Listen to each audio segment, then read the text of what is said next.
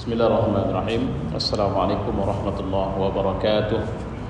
Alhamdulillah, nusalli wa sallim ala nabiyyina wa habibina wa qudwatina Muhammad wa ala alihi wa sahbihi ajma'in.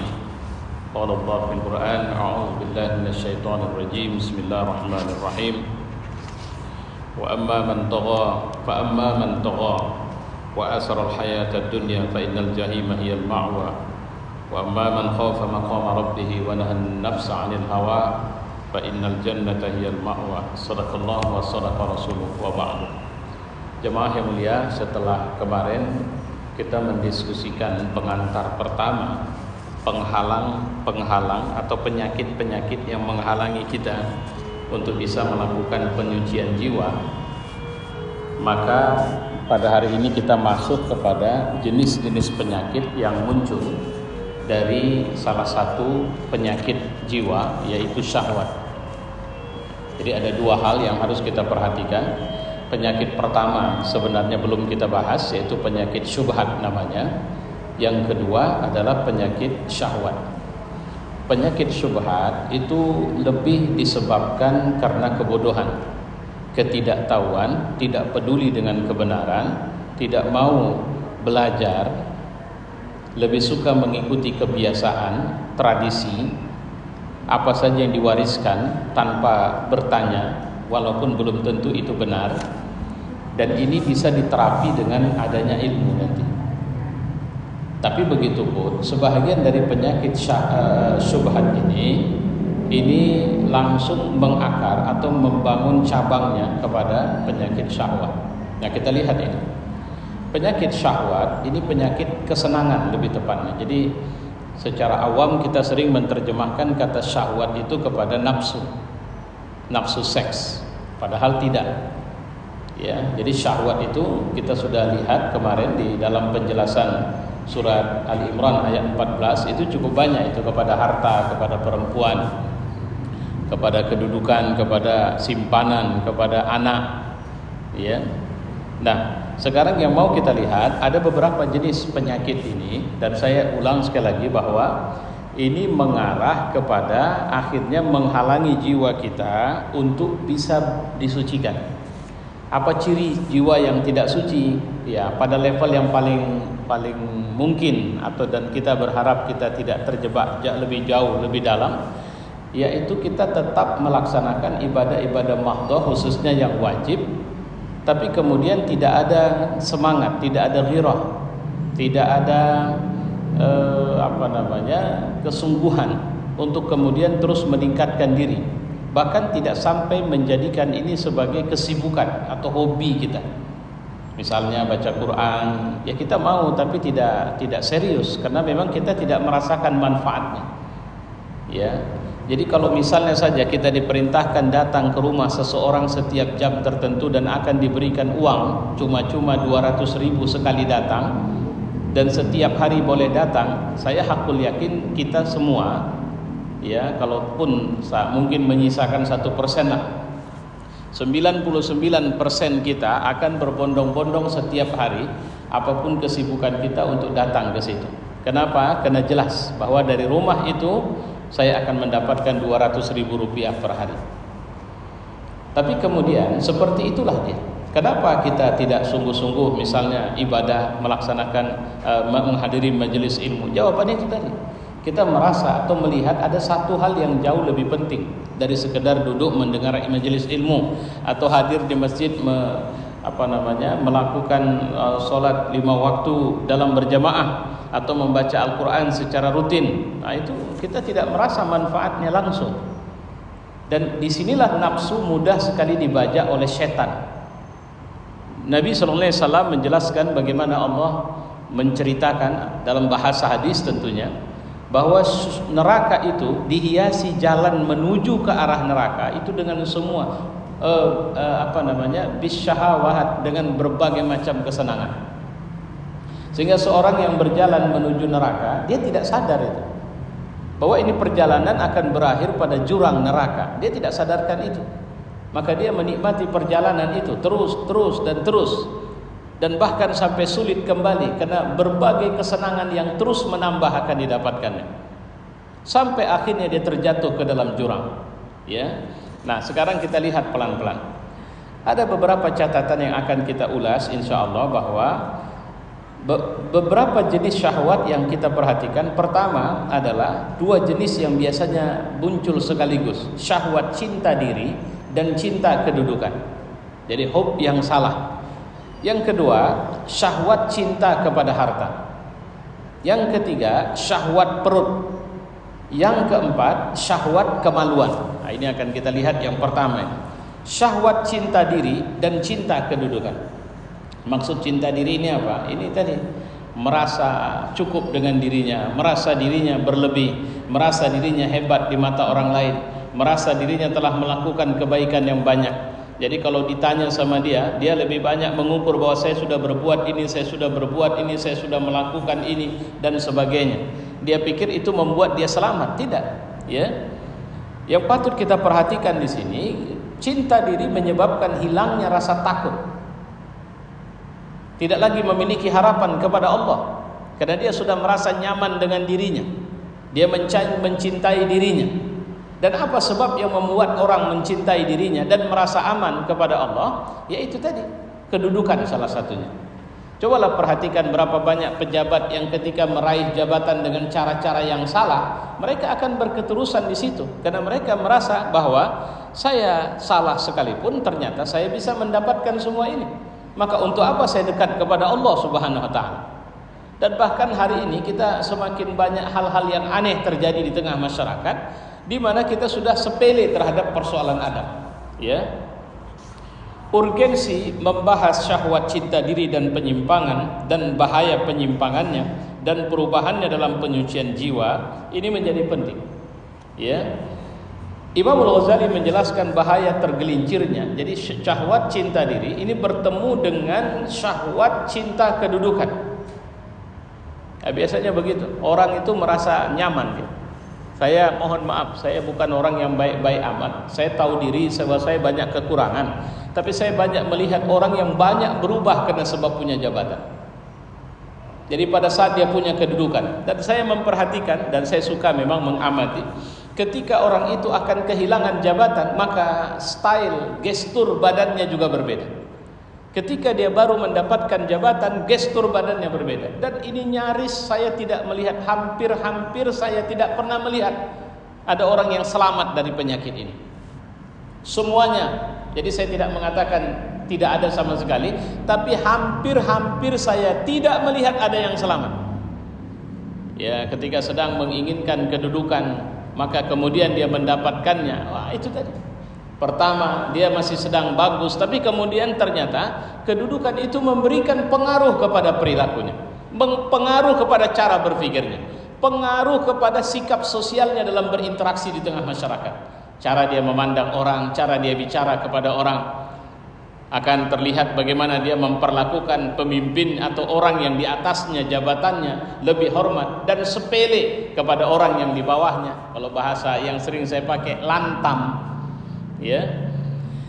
Nah, yang kemudian ini sering menyebabkan nantinya hati manusia tunduk kepadanya, karena dia menganggap bisa meraih semua cita-citanya secara material dan moral yang tidak perlu terlalu harus luhur-luhur amat. Ya. Nah, ini terjadi di tengah masyarakat. Imam Al-Ghazali menjelaskan bahaya tergelincir bersama syahwat kedudukan. Urgensi jihad membimbing jiwa untuk menguatkan kerendahan hatinya dan terjauh dari mengejar syahwat. Ini dia bilang, ketahuilah bahwa kedudukan, harta, keduanya adalah pilar dunia. Jadi apa yang membuat kita bisa tegak kepala di muka bumi ini? Ada dua itu. Pertama, kita punya kedudukan. Kedua, kita punya harta. Di sini banyak ini yang lantam, sehingga ketika dia sudah merasa punya kedudukan dan juga punya harta, maka kebenaran harus datang dari dirinya. Walaupun jelas-jelas itu tak beradab, jelas-jelas itu salah, maka dia tetap akan mengatakan, ini semua saya lakukan demi kebaikan kalian. Itu yang terjadi pada Fir'aun. Ketika dia mempengaruhi rakyatnya dengan mengatakan, kalian jangan takut, aku mengkhawatirkan Musa melakukan upaya untuk merubah cara pandang kalian, merusak cara berpikir kalian. dan menghancurkan integrasi kita sebagai bangsa yang kuat, saya akan kejar itu Musa. Saya akan bukan cuma Musa, tapi Tuhannya Musa saya akan lawan. Diceritakan bagaimana Fir'aun menyuruh Haman untuk membangun satu menara besar. Haman bangun menara, aku mau naik ke atas dan aku mau jumpai Tuhan Musa, aku mau duel sama dia. Dan ternyata ketika itu selesai, dia benar-benar naik ke atas dan turun di mana tombaknya sudah ada darah dan mengatakan, saudara-saudara, rakyatku sekalian, kalian sekarang aman karena Tuhan Musa sudah aku bunuh. Jadi pikiran-pikiran aneh ini, dan sampai sekarang hal yang begini masih terjadi. Ya, mempertuhankan manusia, mempertuhankan benda-benda mati, ya, untuk kemudian tidak rasional. Kenapa? Itu tadi, merasa nyaman dengan semua keadaan itu. Makna harta adalah memiliki sesuatu yang dapat dimanfaatkan. Makna kedudukan adalah memiliki pengaruh sehingga dihormati dan ditaati. Nah, ini dia antara harta dengan kedudukan. Seperti halnya kaya, berarti memiliki banyak dirham dan dinar. Maksudnya dengan uang tersebut dia mampu mencapai tujuan dan maksud, memenuhi syahwat dan seluruh keinginan dirinya. Ini yang saya bilang, apakah orang yang sudah banyak duit masih butuh Tuhan? Apakah orang yang sudah merasa memiliki jabatan yang tinggi masih butuh Tuhan? Secara teori jawaban kita ya, tapi faktanya kita lihat aja. Kalau dia masih butuh Tuhan, rasa takutnya kepada Allah pasti tinggi. Kalau dia masih butuh Tuhan, maka dia pasti tidak berani untuk keluar dari aturan atau syariat yang sudah Allah tetapkan. Kalau dia butuh Tuhan, maka dia akan tawaddu. Kalau dia butuh Tuhan, maka dia akan melayani dengan baik. Ya, itu yang terjadi. Tapi kemudian apa yang terjadi? Tidak. Masalahnya siapa punya duit apa? Kenapa saya harus butuh Tuhan? Saya bisa beli apa saja, saya bisa pergi kemana saja, saya bisa makan apa saja, berapapun harganya, saya punya duit. Apa yang sulit sama saya? Sama kita mungkin kalau nginap di satu kamar yang harga kamar 1 juta, mungkin sudah mahal itu. Tapi ada orang yang berani nginap satu malam satu kamar itu cuma ratusan juta loh. Satu malam ratusan juta, sama dia biasa-biasa saja. Nah pertanyaannya, apakah orang seperti ini masih butuh Tuhan? Kebutuhan terhadap Tuhan seringkali tersingkirkan ketika dia mengira bahwa dia sudah bisa memenuhi semua apa yang dia mau. Nah, ini penyakitnya. Ya.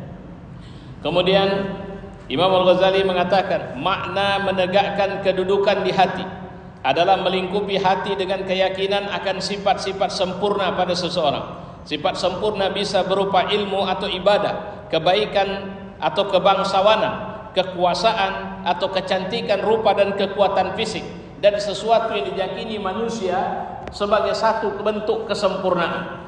Orang cantik sombong, orang punya kekayaan sombong, orang turun dari mobil mewah lantang, gayanya aneh, orang yang punya jabatan itu dia macam-macam tingkahnya, ya. Syahwat cinta kedudukan telah merembes ke dalam hati kebanyakan manusia dan membuat mereka berlomba untuk meraihnya. Nah, inilah kita bisa ngelihat lagi. Saya mohon maaf, segala orang yang bicara tentang kedudukan sekarang semuanya bicara ini panggilan nurani, ini pengabdian kepada bangsa dan negara. Ini adalah upaya saya untuk bisa menyelamatkan agama. Saya ingin berbicara dalam kelas politik, dalam dunia politik, saya mau bicara di parlemen dan bla bla bla bla bla bla, semua dia bilang. Makanya saya bilang kalau sekedar mengucapkan itu nggak sulit itu. Tapi realitasnya, ayolah kita bicara. Ada berapa jumlah anggota DPR RI yang merupakan utusan Sumatera Utara dari 3 dapil? Sumut 1, Sumut 2, Sumut 3. Ayo kita tanya. Ada berapa orang yang kita kenal baik karena dia memperjuangkan kepentingan umat Islam selama ini? Terlalu ekstrim Ustaz. Oke, baik. Ada berapa orang yang kita kenal baik karena dia berpihak kepada kepentingan rakyat dan membela habis-habisan kepentingan rakyat itu? Nah, ini yang kita. Saya mohon maaf, saya nggak banyak nama, nggak usah pun tiga dapil. Dapil 1 saja saya tak tahu siapa namanya. Artinya kalaupun ketemu paling 1-2 nama saya dapat. Siapa yang kemarin waktu Covid kita lihat habis-habisan, kemudian ikut serta memberikan pembelaan? Artinya bisa jadi karena banyak orang yang terpapar secara ekonomi, lantas kemudian dia memberikan atau menggelontorkan bantuan, baik itu DPR RI-nya, baik itu DPD. Siapa sih? Tapi sekarang, wow, manis betul kalimatnya. Seakan Nabi yang sedang datang dikirim Allah untuk menyelamatkan kita dari semua kesulitan yang kita hadapi. Saya tak menyalahkan mereka, saya tak pesimis terhadap mereka. Saya cuma sedang menceritakan itulah syahwat, itulah kesenangan. Maka banyak orang berburu. Tak pernah sebenarnya, jangankan datangi ulama, mengaji tak pernah. Tapi kemudian pada waktu itu dia datang, dia cium tangan, dia bawa hadiah, karangan bunga dan sebagainya. Dia berikan untuk sang ulama tadi. Dan kemudian memohon doa restu. Saya mau maju dalam pertarungan pilkada, saya mau maju dalam pertarungan pilpres, saya mau maju dalam pertarungan pileg. Dan bukan cuma ulama yang hidup, ulama yang sudah mati pun didatangi, kuburannya diziarahi dan sebagainya. Itulah tingkah-tingkah politis. Saya ulang sekali lagi, saya tidak sedang meninjau dengan pendekatan politik. Saya cuma melihat dari pendekatan begitulah syahwat manusia. Ya.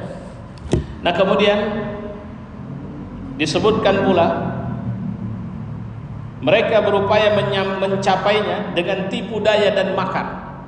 Jadi banyak orang yang itu tadi. Kalau sekarang ini zaman kita ini fitnahnya luar biasa. Banyak orang yang kemudian nggak sulit Pak. Bapak kalau mau jadi apa? Mau jadi pejabat nggak sulit. Dari sekarang tinggal bangun saja tim media yang bisa mempromosikan, mengiklankan Bapak secara kreatif. Tinggal angle-nya mau angle yang mana? Bapak peduli rakyat miskin, tinggal dibuatkan videonya. Bapak peduli persoalan-persoalan pendidikan, tinggal di-shoot aja itu. Nggak sulit itu sekarang. Terakhir muncullah Bapak sebagai orang yang memang sangat peduli dengan urusan pendidikan. Padahal tahu apapun tidak, peduli apapun tidak. Itu yang terjadi di tengah-tengah kita sekarang.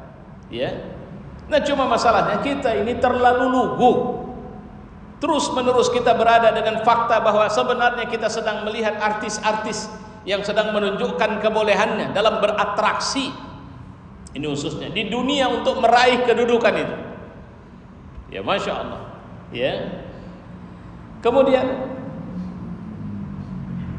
dan mendahulukan dari syahwat cinta harta. Bahkan banyak orang yang belum ada duit, ya ini di luar. Jadi mana lebih diinginkan, harta atau kedudukan? Biasanya orang akan mengejar kedudukan dulu.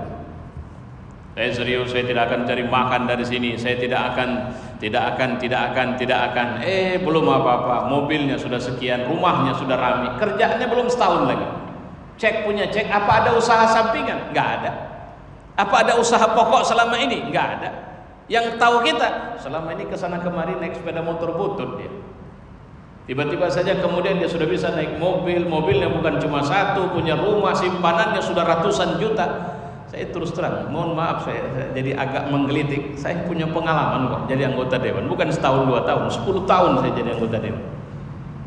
Ya walaupun saya tahu betul gaji saya yang saya terima waktu saya masih duduk dengan sekarang yang saya dengar udah sedikit-dikitnya 4 kali lipat atau 5 kali lipat gaji orang itu lebih tinggi dari yang saya terima. Tapi yang saya tahu ya memang begitu. Banyak teman-teman yang begitu, yang saya perhatikan begitu. Datang tidak ada apa-apa, tapi kemudian bergelimang dengan harta. Sumbernya dari mana? Ya itu tadi dari berbagai macam yang mereka kira. Ya, mereka kira dan kemudian mereka jaminkan itu halal. Mereka sendiri yang membuat syariatnya. Wah, ini halal. Ini bukan uang salah. Ini kan memang jerih payah kita. Bla bla semua dibilang. Ya, hal ini karena sebab-sebab berikut. Nah, ini kita lihat ini pelan-pelan. Pertama, kenapa orang lebih mendahulukan kedudukan ketimbang harta? Pertama, karena dengan kedudukan akan lebih mudah mendapatkan harta daripada harta mencapai kedudukan. Artinya punya harta dulu baru bisa dapat kedudukan, itu lebih sulit dapat kedudukan dulu baru bisa dapat harta. Jadi kalau ceritanya syahwat itu kenapa orang lebih mengejar kedudukan dulu? Jawabannya tadi, karena dengan adanya kedudukan harta mudah didapat. Ya. Orang berilmu atau ahli ibadah yang telah menancapkan kedudukan di hati manusia, jika ia ingin mendapatkan harta, pasti orang akan mengerahkan harta kepadanya. Ulama-ulama kita, ustadz-ustadz kondang kita, kalau dia minta tolong, nggak minta saja pun orang berdatangan ngasih sama dia. Itu kenapa? Karena dia punya kedudukan di hati umat. Masuk ke warung, makan, dia pulang mau bayar, udah Ustaz udah dibayar tadi sama si anu. Pergi dia belanja, ada ustaz kita yang tiap waktu mungkin mobil diantar orang ke rumahnya. Ya, kenapa orang mau ngantar mobil ke rumahnya? Apakah karena dia duduk tenang di rumahnya lantas orang mengantar mobil? Jawabannya enggak. Jadi kenapa? Dia punya kedudukan di hati orang. Kenapa dia punya kedudukan? Karena ilmunya. Tapi hati-hati, itu bisa menjadi sebab dia hancur itu. Ya. Kedua, harta dapat hilang atau habis dan dapat menimbulkan bahaya. Sedangkan kedudukan jika masuk ke hati manusia, dia akan memilikinya dan menetap di dalamnya. Tidak ada bahaya apapun baginya selama jika pandangan manusia terhadap pemilik kedudukan belum berubah. Jadi bapak mau bilang si anu itu buruk karena kedudukannya, tapi dia punya pendukung yang pendukungnya mengatakan bahwa dia baik dengan kedudukannya, dia masih bisa aman di situ. Itu maksudnya. Kepemilikan hati-hati manusia akan terus mengalir dan bertambah tanpa membutuhkan banyak tenaga dan pengorbanan. Karena manusia jika kagum pada seseorang, mereka akan banyak memuji dan membicarakannya, dan tersebarlah pembicaraan ini di antara mereka. Ya. Berkata Ibnu Rajab, ambisi seorang terhadap kemuliaan lebih merusak daripada ambisi terhadap harta. Jadi kalau sebab karena pingin harta dengan pingin kedudukan, itu banyak orang lebih merusak. Saya terus terang, beberapa pilkada di beberapa daerah itu yang saya tengok apa? Dukun ikut serta, merusak. Apalagi dengan sistem perpolitikan kita misalnya, kalau vote one man one vote, suara pemabuk sama suara ustadz sama, maka jangan heran kalau dia juga mencari suara pemabuk. Bagaimana cara supaya bisa menghimpun para pemabuk ikut dia? Ya jawabannya sederhana saja, ya sediakan saja apa yang dia mau. Kenapa? Karena ya ini penyakit kita ini. Ya, kita disakiti berulang-ulang, nggak ada masalah selama habis itu kasih makan. Nah, itu penyakit umat itu. Bahkan ada orang yang menjadikan kampanye dalam politik sebagai ajang cari makan dia. Ya Allah, nggak masalah lah Pak, yang penting dapatlah uang makan siangnya, dapatlah ininya dan semuanya. Ya kalau bahasanya NPWP, nomor piro, wani piro lah. Ya. Karena mencari kemuliaan dunia, pangkat kepemimpinan di atas manusia dan ketinggian di muka bumi lebih berbahaya bagi seorang hamba yang mencari harta. Bahayanya lebih besar, zuhud terhadapnya lebih sulit. Nah ini dia. Saya terus terang, satu periode yang lalu saya membaca di satu tulisan seorang anggota DPR. Saya nggak usah bilang D atau RI, saya nggak usah bilang. Apa kalimatnya di situ? Saya menjadi anggota DPR ini karena saya ingin masuk surga. Saya membacanya senyum. Semoga Allah menjagamu, semoga Allah melindungimu, dan semoga kau bisa menunjukkan akhlak penghuni surga di situ. Itulah kira-kira doa saya waktu itu. Tapi sampai sekarang saya tidak melihat prestasi apapun yang dia punya, prestasi apapun yang dia buat. Artinya boleh jadi memang saya tak melihat, padahal dia buat. Ini baik sangkanya. Saya tak tahu, padahal dia buat. Tapi bisa jadi memang tak ada. Nah ini yang harus kita pahami ini. Dan ini bahayanya itu. Kenapa dia mengucapkan itu semua? Belum tentu karena dia menginginkan surga Allah, tapi karena memang dia sangat ingin dengan jabatan itu. Satu hari saya juga pernah melihat seorang dengan sangat ingin punya jabatan itu. Lantas kemudian saya bilang sama dia, ambillah daerah pemilihan di sebelah sana, karena di sana banyak orang Islam yang tentu siap mendukung dia. Apa yang terjadi? Tak siap.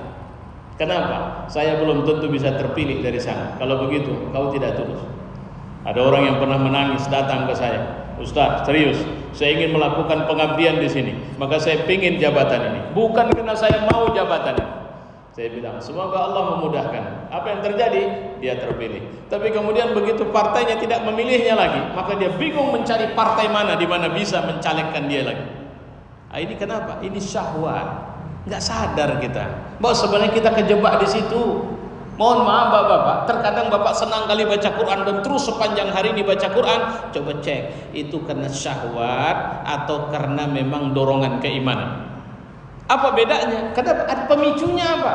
Pemicunya karena sangat menyesal. Kalau begitu ini nafsul lawamah, nafsumu yang sedang menyesali diri, tapi bukan asli. Nanti kalau sesal itu sudah hilang, berhentilah baca Qur'annya itu. Nah, itu hati-hati, ya. Kemudian dijelaskan oleh Ibnu Rajab bahwa ambisi kedudukan dan kemuliaan terbagi menjadi dua. Pertama, mencari kedudukan dan kemuliaan dengan kekuasaan dan wewenang dan harta. Wewenang dan harta. Kedua, mencari kemuliaan dan ketinggian di atas manusia dalam hal-hal keduniaan seperti ilmu, amal, zuhud. Ini lebih berbahaya dari bagian pertama. Jadi ada orang yang mencari kemuliaan dengan kedudukannya, dengan hartanya, ada. Dia terhormat karena itu. Tapi yang lebih berbahaya sebenarnya, dia mencari itu semua dengan memanfaatkan ilmunya. Ini menyindir langsung para ustadz, para ulama, para tokoh-tokoh ini, yang seakan-akan mereka berhari-harinya sibuk dengan kegiatan dakwah, tapi cek punya cek, rupanya dia ingin mendapatkan kemuliaan atau dihormati banyak orang. Dia mau kemana dia pergi, dihormati banyak orang, dieluk-elukan orang, semua orang senang sama dia, semua orang pingin selfie sama dia, semua orang dia pingin orang cium tangan dia. Ini yang berbahaya, ini syahwat. Nah, semoga Allah menjaga kita. Nanti ini kita lanjut dalam 2 pekan mendatang. Topik kita nanti akan melihat penyakit-penyakit jiwa yang dihasilkan oleh syahwat cinta diri dan kedudukan. Assalamualaikum warahmatullahi wabarakatuh.